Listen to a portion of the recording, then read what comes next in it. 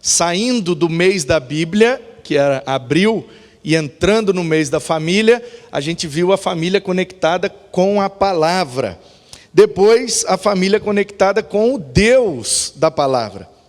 E essas duas coisas são muito importantes.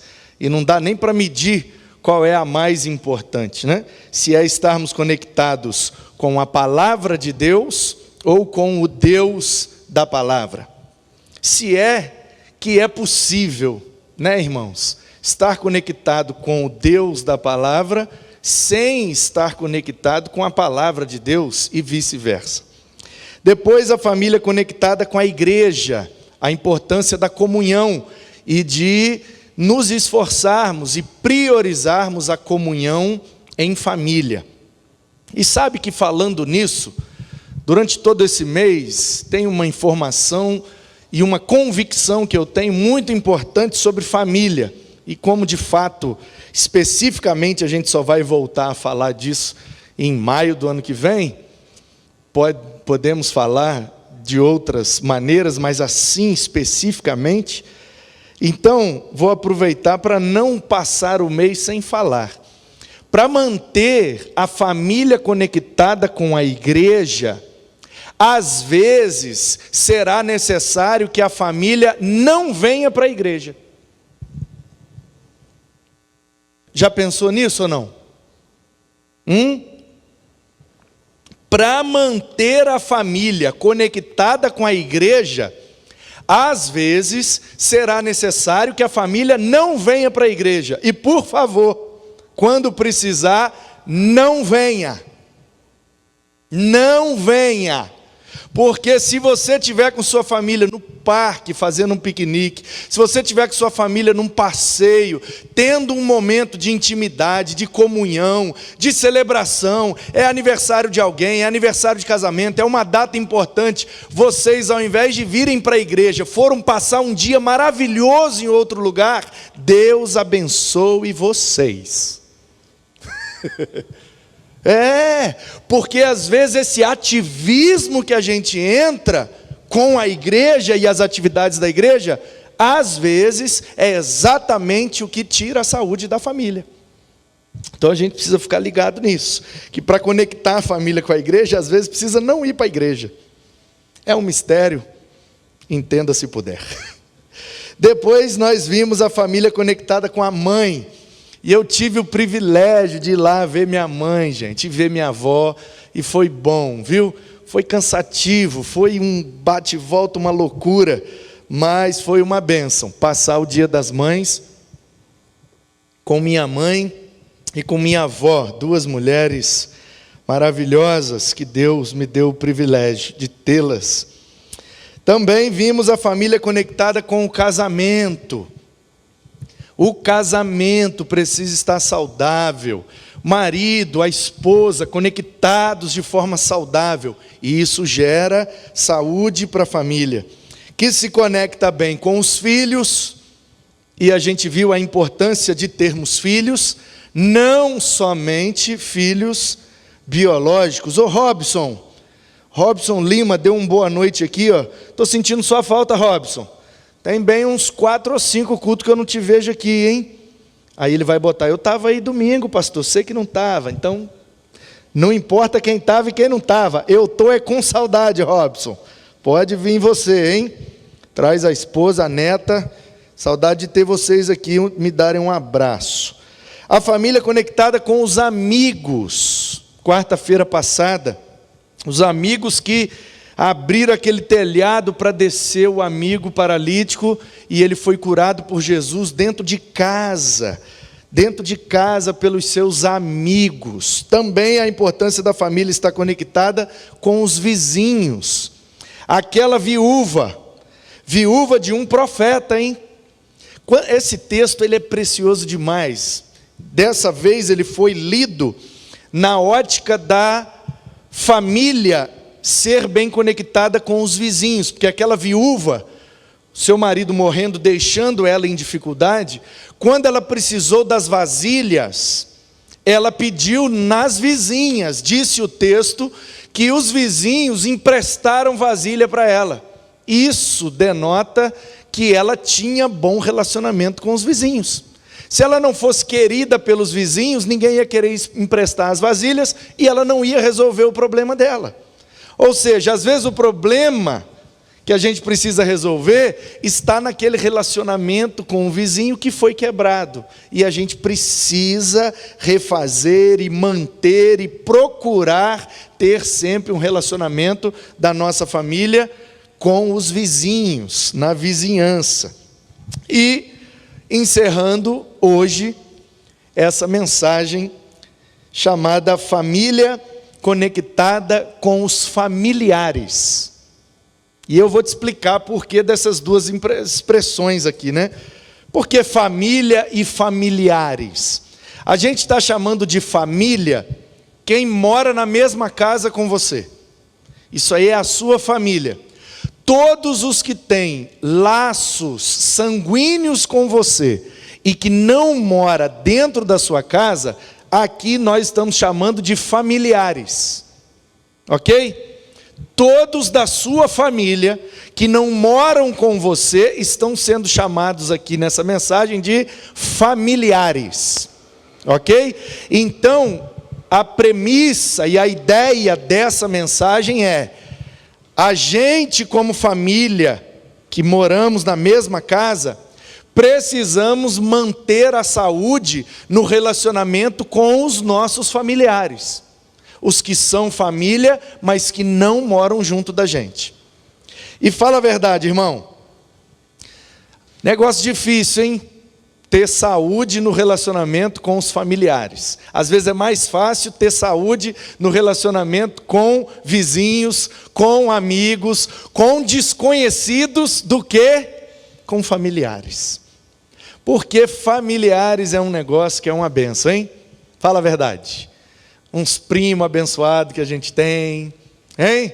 Uns tios, uns cunhados, louvado seja Deus, umas cunhadas também que é uma benção. Familiares, e a nora com a sogra com a nora, coisa boa, hein? A gente precisa aprender a manter a saúde com os nossos familiares, apesar das divergências, apesar das complicações, e quando morre então alguém e precisa fazer inventário, precisa dividir herança, aí é que fica uma bênção mesmo, não é isso? Alguém já disse que herança é o que alguém deixa para que os seus descendentes possam brigar na hora de resolver. Isso é herança. Raramente, uma herança é dividida ou um inventário é feito de forma pacífica, cordial, fraterna, tudo numa boa, todo mundo rindo, se abraçando. Afinal de contas, está ganhando aquilo, ninguém trabalhou por aquilo, está herdando. Mas eu não sei o que é que tem na nossa natureza pecaminosa, que mesmo a gente não tendo trabalhado por aquele bem, mesmo estando herdando, a gente ainda consegue brigar por isso. Vou te falar, é difícil vencer essa tal de natureza pecaminosa, as obras da nossa carne. E o José, que não é perfeito, que vacilou, era um irmão dedo duro, fofoqueiro. Ele dedurava os irmãos, ele era o X9 da família, ele era o queridinho do papai, e por ser muito mimado, errou num monte de coisa. Mas sofreu, foi para o fundo do poço, tomou umas coças boas e foi obrigado a amadurecer, e a partir desse processo, não é que ele se tornou um cara bom? Assim é a Bíblia, irmãos. Não tem ninguém perfeito. Ninguém perfeito. Todos. E é por isso que eu acredito na Bíblia. E é por isso que eu aprendo tanto com a Bíblia. Porque ela não esconde os defeitos dos seus heróis. E é exatamente aí que Deus nos ensina. Porque vai ter defeito assim lá na PIB da RIM. Hein? Então, queridos, no final da história de José, não no final de sua vida, porque a história dele termina mais ou menos na metade da vida dele, depois a gente não sabe mais, mas no final da sua história relatada na Bíblia, ele diz essa frase aí. Está lá no capítulo 50 de Gênesis, é o finalzinho do livro do Gênesis. No finalzinho do capítulo, o José está falando com os irmãos dele, os seus familiares. Irmãos que ficaram lá, e ele veio, e ele casou ali no Egito, e ele já tem 2 filhos, Manassés e Efraim, e agora dentro da casa dele, no trabalho dele, ele é abaixo do faraó, uma espécie de governador, primeiro-ministro. Ele, abaixo do faraó, mandava no Egito, que era o império da época. Então, um homem que agora está totalmente bem-sucedido, rico, importante, com status, tem tudo, deu a volta por cima. E o maior sofrimento que ele teve foi causado pelos seus próprios familiares. E aí ele recebe os familiares no Egito e dá casa, comida, roupa lavada e salário para todo mundo. E bota todo mundo para dentro e abençoa os familiares que lhe causaram mal. A gente precisa aprender com isso, irmãos. Vamos aprender com José? Que não era perfeito igual nós, que tinha um monte de defeito igual nós, que era falho e limitado igual nós, mas conseguiu se conectar bem com os familiares. Nisso a gente pode aprender com ele. E a frase que ele falou é como está escrito aí, ó. Vocês, na verdade, planejaram o mal contra mim, porém Deus o tornou em bem, para fazer como estão vendo agora, que se conserve a vida de muita gente. Portanto, não tenham medo, eu sustentarei vocês e os seus filhos. E assim José os consolou e lhes falou ao coração. Fala a verdade, se isso não é uma lição preciosa para nós. Os seus próprios irmãos, os seus familiares, lhe fizeram mal, bateram nele, jogaram ele num poço, venderam ele como escravo, e ele sofreu muito, mas aquele processo de sofrimento amadureceu José, aproximou José de Deus, transformou o coração e o caráter de José nesse homem maduro que consegue perdoar e abençoar os familiares. Meu irmão, a Bíblia está nos dizendo, e o Novo Testamento confirma isso, Paulo escrevendo aos Romanos, capítulo 8, versículo 28. Todas as coisas cooperam para o bem daqueles que amam a Deus e foram chamados segundo o seu propósito. Te fizeram mal, eram seus próprios familiares, glorifique a Deus, porque através disso, Deus vai pegar esse mal, vai transformar em bem, para que através disso, você possa abençoar muita gente, e muita gente seja alcançada para Jesus, através desse processo que nós estamos vivendo agora. Portanto, a gente precisa, em primeiro lugar, aprender que José está dizendo, olha, vocês, na verdade, planejaram o mal contra mim. Eu já disse a vocês e vou repetir quantas vezes forem necessárias. Toda vez que aparece a palavra verdade num texto bíblico, eu fico esperto. Minhas antenas já começam a buscar, tem alguma coisa aqui. Verdade, verdadeiro, como Paulo diz para o Timóteo, você é meu verdadeiro filho na fé. Bom, se tem o verdadeiro, então tem o falso. Se tem a verdade, então tem a mentira. E o José está dizendo, a verdade é que vocês me maltrataram, me prejudicaram, vocês arrebentaram com a minha vida. A verdade é essa. E ali naquele momento, as entranhas daquela família estão sendo expostas. Porque o pai Israel não fazia ideia disso. O pai ouviu dos filhos que o filho dele tinha morrido. E agora o filho não morreu, aparece vivo. Meu Deus, é um milagre. Aí eu fico imaginando Israel, pai desses homens, agora todo mundo homem, tudo com filho, tudo casado.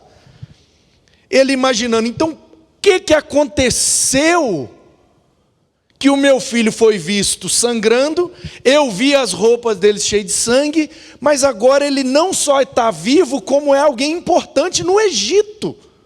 Meu Deus, o que o Senhor fez? Como que o Senhor salvou a vida do meu filho? Meu filho foi atacado por feras em Dotã, e era normal, animais selvagens na região de Dotã, que era uma região de passagem, para chegar perto de um lugar onde tinha um pasto bom, passava por Dotã, e era ali uma espécie de vale, onde os rebanhos, junto com os seus pastores, ficavam encurralados, não tinham para onde correr. Então os animais atacavam naquela região, e toda vez que se passava ali com um rebanho, perdia-se alguns animais. Então eles passaram naquela região, era normal, todo mundo sabia, lá em Dotã, os animais atacam de vez em quando, e os animais atacaram José, pai. E José ficou lá ensanguentado, e a gente trouxe só a roupa, e infelizmente ele morreu. E o pai, Israel, Jacó, meu José morreu, e ele chorou, você conhece a história, era o filho preferido, etc, etc. Aí ele está já velho, teve que lidar com esse luto, teve que lidar com essa perda, e agora ele descobre, não, meu filho está vivo. E não só está vivo, como é o cara do império abaixo do faraó. Meu Deus, o que aconteceu? O que é que Deus fez? Deus enviou um anjo? Deus enviou alguém? Como que Deus salvou a vida do meu filho e transformou ele no governador do Egito? E aí ele vai descobrir que foram os próprios irmãos. Os próprios filhos dele também, os meus filhos mais velhos, fizeram isso com o meu filho preferido. Ou seja, José está botando o negócio para fora. A verdade é essa. Portanto, queridos, eu sei que no âmbito das nossas relações familiares, nem sempre é a verdade que prevalece. Nem sempre é a verdade que comanda a história. Tem gente que fala mentira dentro de casa e prejudica um próprio familiar. Eu vi um tempo atrás a história, 2 irmãos gêmeos idênticos. Um dos gêmeos, gente boa, trabalhador, menino bom. O outro, descabeçado, foi preso.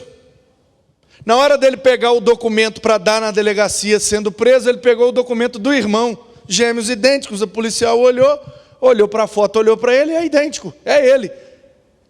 E aí ele saiu para fazer visita e sumiu, fugiu. E a polícia foi lá e estava em casa. Quem? O irmão gêmeo. Qual que é o seu nome? Fulano, o documento, esse aqui. Então é você mesmo. E levou o irmão preso. Ou seja, o gêmeo bandido está fugido e o gêmeo bom está preso. Não parece história de novela?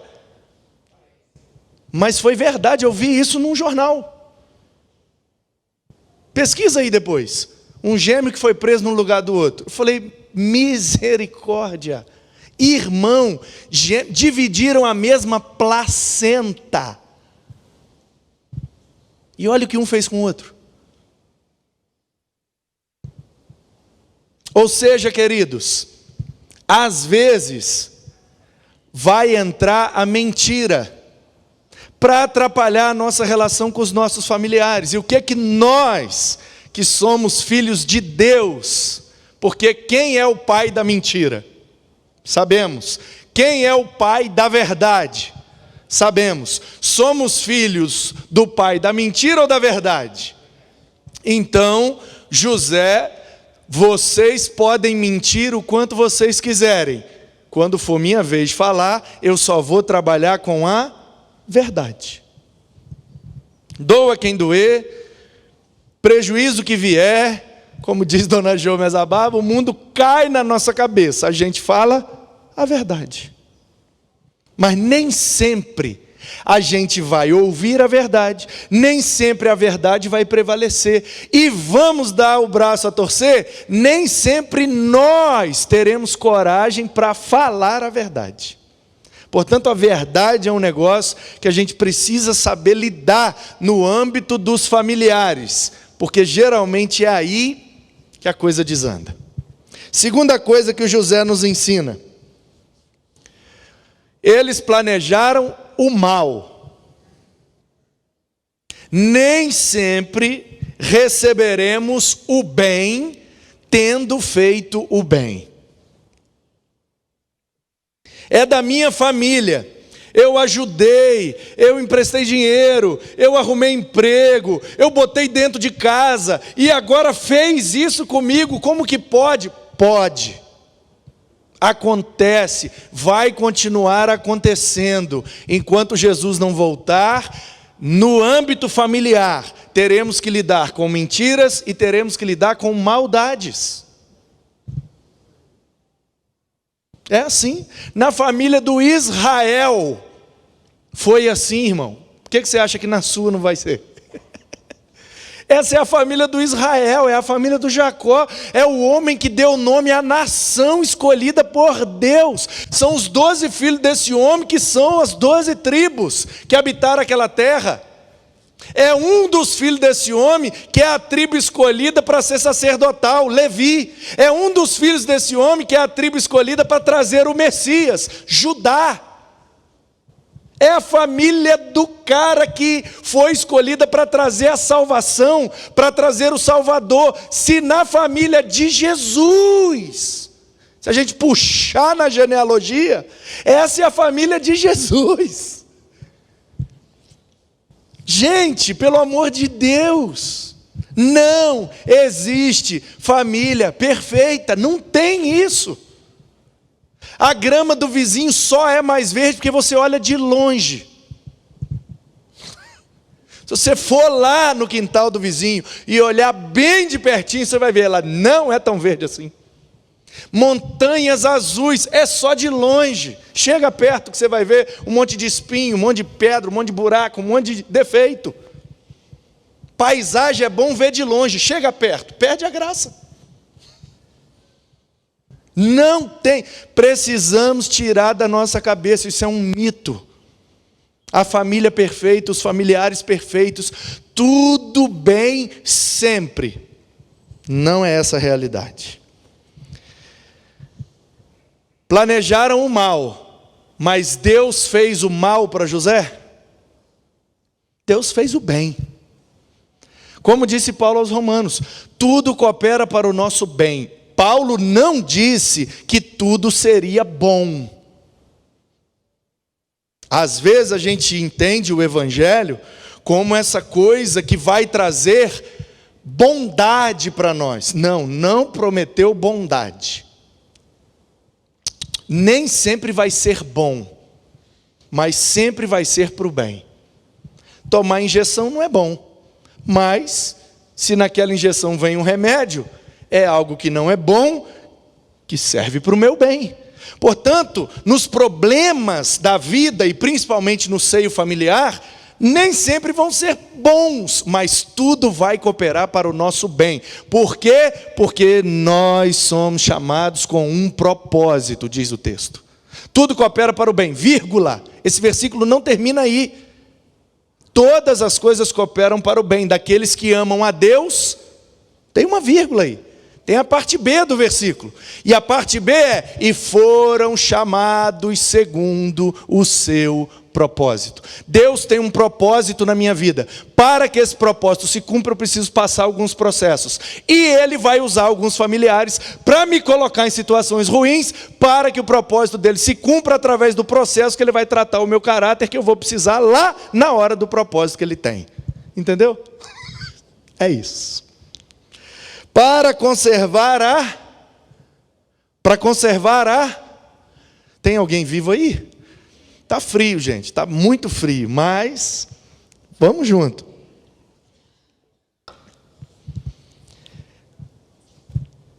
Falaram mentira, planejaram o mal.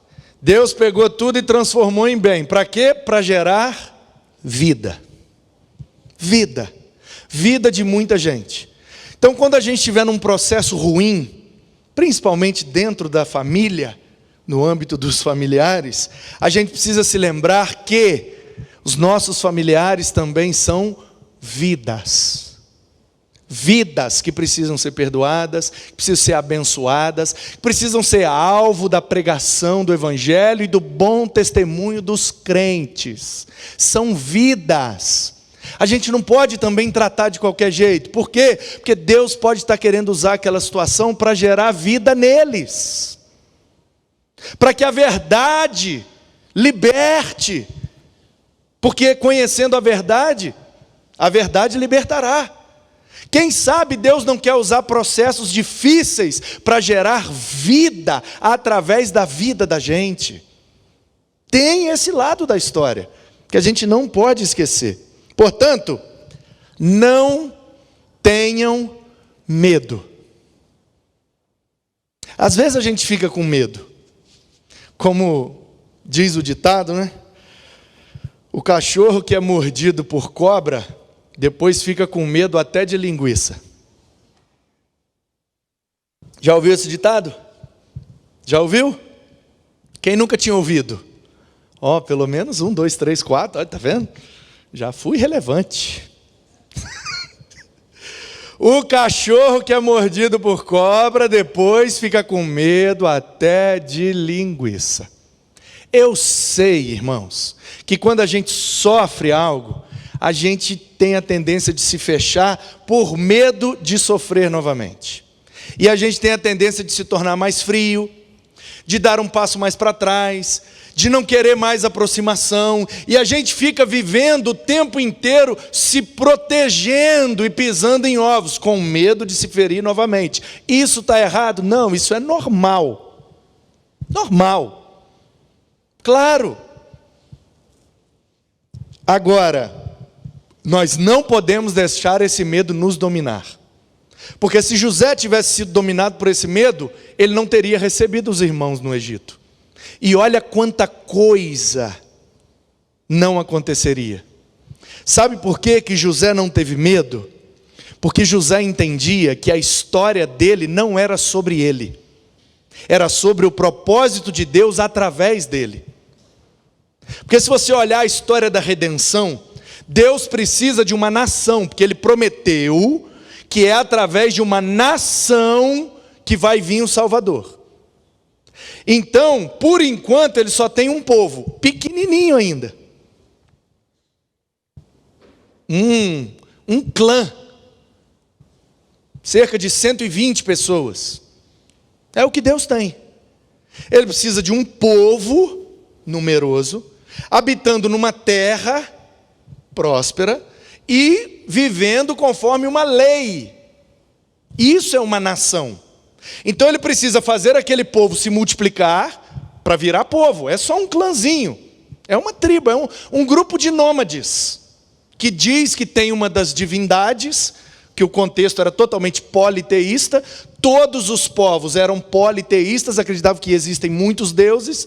Então o Deus desses descendentes de Abraão é mais um Deus no meio de um monte que existe, e eles acreditam. Esse era o contexto. Então é um grupinho de nômades, que uma hora está aqui, outra hora está ali, vagando pelo deserto, com uma meia dúzia de ovelha, e plantando uns negócios aqui, criando uns bichinhos ali, sobrevivendo e dizendo que Deus escolheu eles para ser uma nação, e através deles Deus vai salvar o mundo. Parece coisa de maluco, né? Mas tem que ser, porque essa é a história de Jesus, essa é a história do Evangelho, coisa de maluco. Uma virgem engravidou, um menino que viveu perfeito, morreu, ressuscitou, subiu voando, volta voando, que coisa louca, gente. Não é racional Por isso que tem que ser pela fé. E o povo está agora necessitado, como diz Paul Hoff, o maior erudito do Pentateuco. Paul Hoff diz: o Egito é a incubadora do povo de Deus. Sabe quando nasce um bebê pequeno, frágil, com a saúde bem debilitada, e eles colocam na incubadora, como é que chama?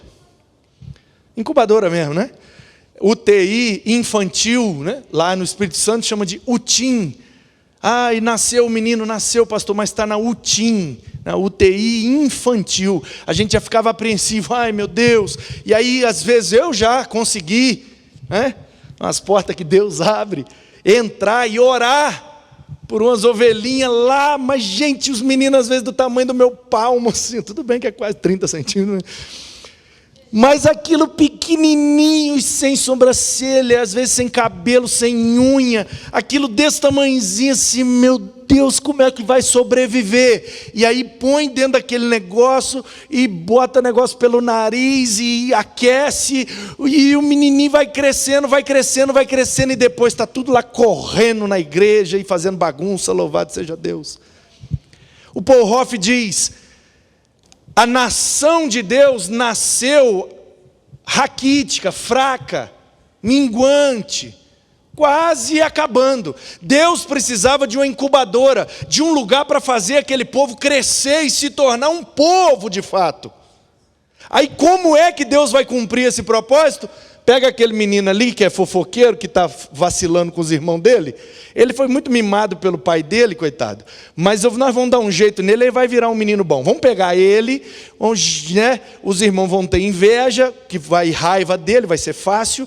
E aí vou levar ele para lá, e ele vai fazer todo o percurso, até que através dele eu vou levar o povo para lá, e vão viver 400 anos, com casa, comida, roupa lavada e salário. Aí eles vão fazer filho com força, porque fazer filho é um dos mandamentos que eu dei para eles. E aí, quando o Egito menos esperar, eles já serão 5 milhões de hebreus. Qual é o propósito de Deus? Pegar 120 nômades e transformar em 5 milhões, que vai tomar posse da terra prometida. Como que ele vai cumprir isso? Através do sofrimento desse menino.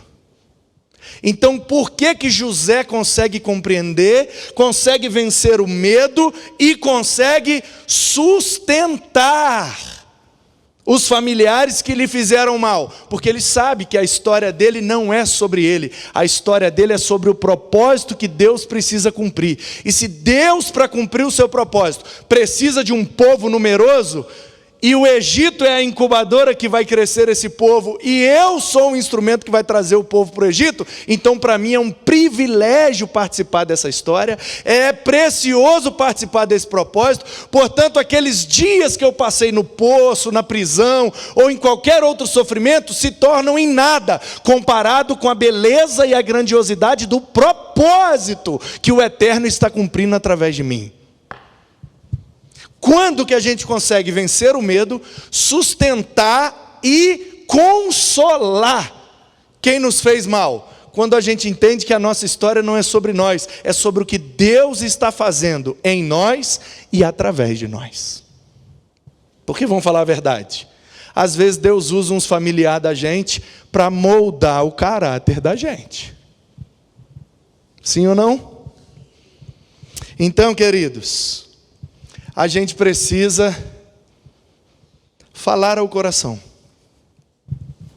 Toda vez que aparecer coração no Antigo Testamento, onde fica o coração? Onde está o coração? E José lhes falou ao coração: senta aí, que agora eu vou ensinar para vocês o que é que está acontecendo aqui. Sabe o que é que está acontecendo aqui? O propósito de Deus está se cumprindo. E é por causa do propósito de Deus que vocês fizeram o que fizeram, que eu passei o que passei, para que hoje vocês tivessem a oportunidade de estarem aqui, para que o propósito de Deus se cumpra. Então, por causa do propósito de Deus, eu não vou esquecer tudo não, porque perdoar não é Alzheimer. Perdão não é amnésia. Eu vou diminuir a importância desse sofrimento em relação à magnitude do propósito de Deus. E aí eu consigo sofrer menos, consigo sentir menos, e com isso eu consigo perdoar, sustentar, consolar e falar ao coração de todos aqueles que já me fizeram mal um dia. Vocês intentaram o mal contra mim, e Deus transformou em bem. Então senta aí, que agora eu vou contar as bênçãos. Entendeu, irmão? É isso que Deus quer fazer. Quer pegar as nossas situações difíceis e transformar em bênçãos, que a gente vai falar ao coração de todos eles. Que assim seja, para a glória do Deus que cumpre todos os seus propósitos. Vamos ser verdadeiros, fazer o bem, sem medo, gerando vida na vida dos nossos familiares, sempre os perdoando, consolando e abençoando. Eles podem fazer o que quiser com a gente. O nosso propósito é com Deus. O nosso negócio é com Deus. Então como que nós vamos reagir? Desse jeito aqui. É isso que a Bíblia está ensinando. É assim que José fez. É assim que Jesus fez. É assim que o Novo Testamento nos ensina. Se bater de um lado, a gente fica desequilibrado, irmãos. Jesus não quer ver ninguém desequilibrado. Então quando eles batem na gente aqui, a gente vai caindo. Aí Jesus fala, deixa bater do outro lado, que aí volta para o lugar certo. Entendeu? Jesus não quer ver ninguém desequilibrado, tendencioso para um lado, não. Então bateu aqui, opa, deixa bater, bate do outro agora, pronto, zerou. Se andar 1 milha, anda 2. Se fez uma vez, faz outra vez. E vamos continuar, porque Deus tem propósito para nós. E Ele vai nos abençoar, não para que sejamos abençoados, para que sejamos canais de bênção. Para que a bênção do Senhor possa passar por nós e alcançar os nossos familiares. Para a glória de Deus, em nome de Jesus. Amém.